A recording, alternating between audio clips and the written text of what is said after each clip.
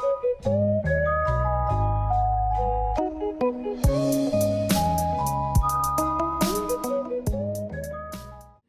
guys, Tech James here. In this video I'm going to be rebuilding this PSP 1000 which I got in a faulty job lot. I think maybe like a year ago or something. As you can see, the condition of it isn't too good. I'm not even 100% sure if it works, so I will be testing it out with a battery from this PSP. But yeah, let's just take a look. So it's missing the battery, it's missing the back door, missing all the screws on the back panel here. As far as I know, it's missing all these screws as well. Yeah, they're gone. Obviously it's missing the front panel, all the buttons, and it's also missing the left and right shoulder buttons at the top here. And as you can see, it's actually got a load of dust on the screen, so I'm going to try and remove all that as well. So I've actually got some replacement parts which I got off eBay. I've had these for a while, I just got them really cheap. I've got a complete front panel of the PSP, and this one's actually clear, and it's got all the buttons already screwed in, so that saves me a lot of time. I've also got a clear back door. I don't know why I got clear ones, but there you go. I think they were like really cheap or something. And I've also got some screws, and I've got the left and right shoulder button replacements. So let's just get into dusting this thing up. I'll test if it works with a battery as well, and then we can start rebuilding it. So before we even do anything, let's just take one of the batteries out of my PSP 1000, and then we can test it on this and see if it actually powers up, because to be honest, if something is like this in this condition, I'm not 100% sure if it works, or there must be at least one thing wrong with it. So let's just try. This battery should be fully charged, so does it power on? Got a green LED. Oh, it is actually powering on. And sound works as well. Oh, the screen actually looks pretty good. Is that a dead pixel? No, it's just a bit of dirt. Okay, so yeah, it's actually powered on, and this screen is actually looking fine. I can't see anything wrong with it. I can't use the buttons. I will need to have the rubber touchpad to navigate. But yeah, it looks like it's working as well. Can I use the buttons down here? Yep, so the volume buttons work as well. So yeah, okay, it looks like it's working so far. I did actually notice the UMD slot at the back does it really dodgy, and I probably won't be able to fix that. So maybe this is why it's faulty. Maybe it doesn't read the games properly. But yeah, that's cool, so let's turn this thing off. And let's just get into dusting it.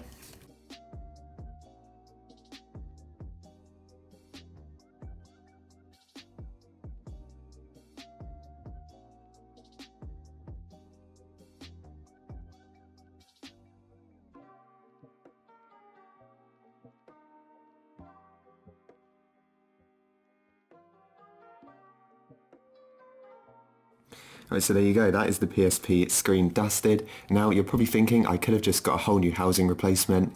I could have, but these parts without the housing were really cheap, and I just didn't really see the need. I'm just going to use this maybe for just testing a few homebrew apps and stuff.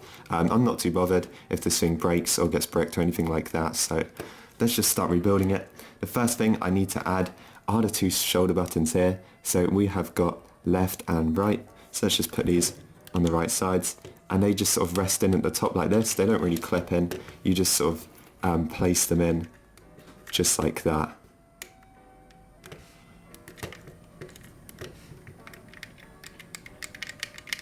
And just make sure both of them click down. They might move a bit, so you might have to sort of readjust them just before you put the case on.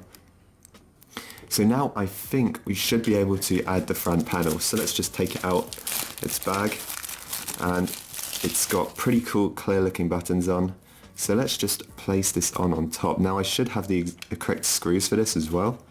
So if I can, oops, sometimes the shoulder buttons fall out, so you've got to make sure they stay in place.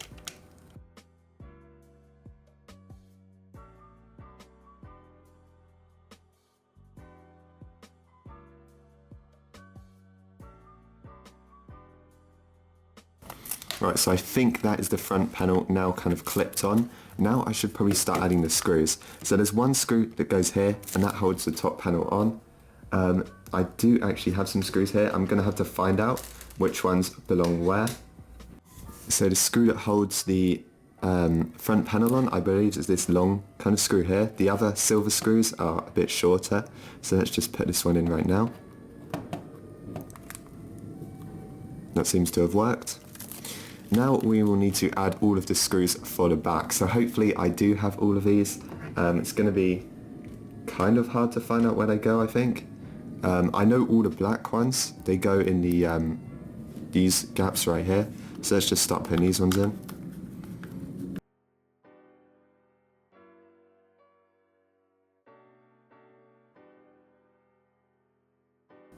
So now we're onto this part where we need to put all of these screws in.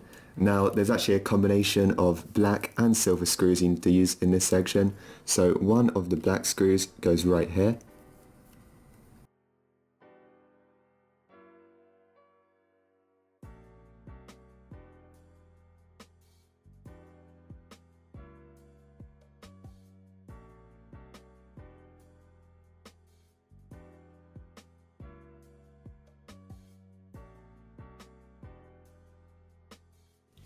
Right, so now that's done, we can fit in our fully charged battery and we can see if this clear panel clips on. So does it clip? It should just clip on like this.